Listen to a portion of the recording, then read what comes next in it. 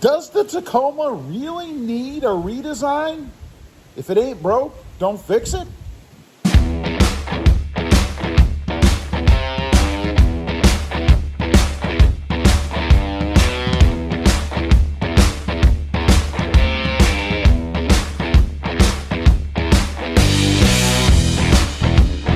Good morning, everybody. How are you today? Pretty good here, and that's right. Does the Tacoma really need a redesign? You know, does the old adage, if it ain't broke, don't fix it? Does that apply here? You know, I've been thinking about this a bit lately because the Tacoma is so awesome as it is. But there's a lot of competition coming out there, right? I mean, we have some now. We have the Ford Ranger, if you can call that competition.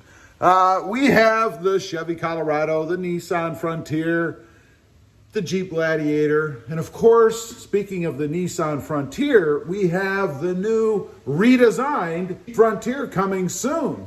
I believe it's a 2022 model, and it looks pretty awesome. Time will tell whether that's really a threat to the Tacoma or not. But does the Tacoma really need a redesign or just a tweak? You know, it just had one recently, what I'd call a minor tweak. They call it like a mid-model, although we're getting towards the end, but a mid-model refresh. They added a few things to it, you know, a power seat, which should have been there years ago, a different radio, which is a cool upgrade, and some other little things like the new grill that they put on, which of course I'm debating putting back on. I have the Pro grill on now, which looks pretty awesome, by the way. But what can they really do to the Tacoma? You know, it is the number one mid-size selling truck, right? So how do you improve upon the best? And you have to be careful when you do that, I think, because if you make the wrong move or do something that deviates too far from what obviously we all love, you might be making a big mistake and you might have a problem. You know, Honda did that a while back. I don't know if anybody out there pays any attention to Honda, but they did it with the Civic. The Civic was, I believe, the number one or number two selling small car. And they made a refresh or more of a redesign to that car, and it hurt them. People did not like it. It hurt sales. They actually, I believe it was during that same year, the first year that that new model came out, they actually went back and did a bit of a redesign because they were in trouble. So yeah, it can happen. And I hope it doesn't happen with the Tacoma, but what do I think they should do?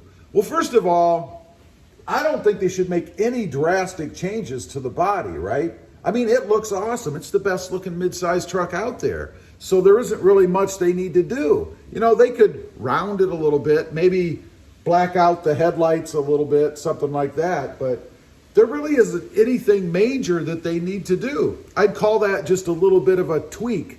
I think where they really need to concentrate, and I think the biggest flaw in the Toyota Tacoma is its power. You know, it's kind of a dog, and it's kind of a dog as compared to what else is out there.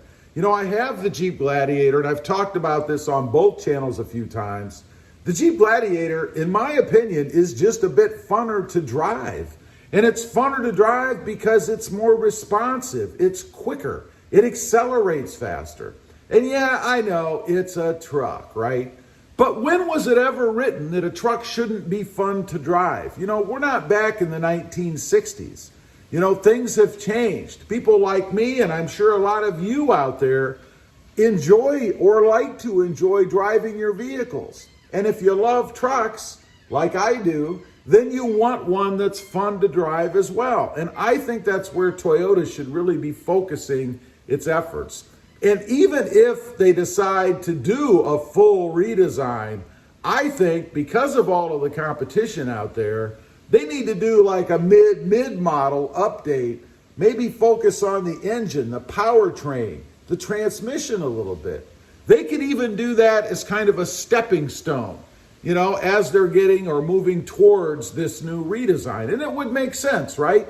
So if they're looking to save face, you know, they could simply term that as a stepping stone for the redesigned truck that's coming. So what does it need? It needs more power. It needs more, for lack of a better description, I guess, more off of the line oomph. Now there's a technical term for you. Oomph. It needs more oomph. You know, and it doesn't take a lot. I believe the engine that's in this truck as compared to the engine that's in the Jeep Gladiator is pretty darn similar.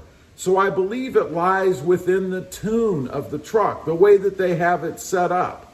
And come on, I mean, if Jeep can do it, Fiat, Chrysler, / whatever they are now, then there's no reason that Toyota can't do it, right? And that doesn't even mean putting a new engine in it. They just need to come up with a new tune for it, map out something that's better, that gets more out of the engine that's in it right now. Now, the transmission, and I'm talking about the automatics, of course. I have a manual transmission, and I would love to have more power in that. But I think for the automatic, they need to go to an 8-speed or maybe even a 10-speed transmission. You know, the 8-speed that's in the Jeep Gladiator just seems to marry up so well that it's perfect in that truck, right? I mean, the shifts are seamless. It's never hunting for gears, a big complaint that people have waged against the Toyota Tacoma. I still hear it today. Even though Toyota came out with an update or an upgrade to the way that the truck shifts, I still hear people complaining about it not being able to find the right gear or not being in the right gear when they really need it.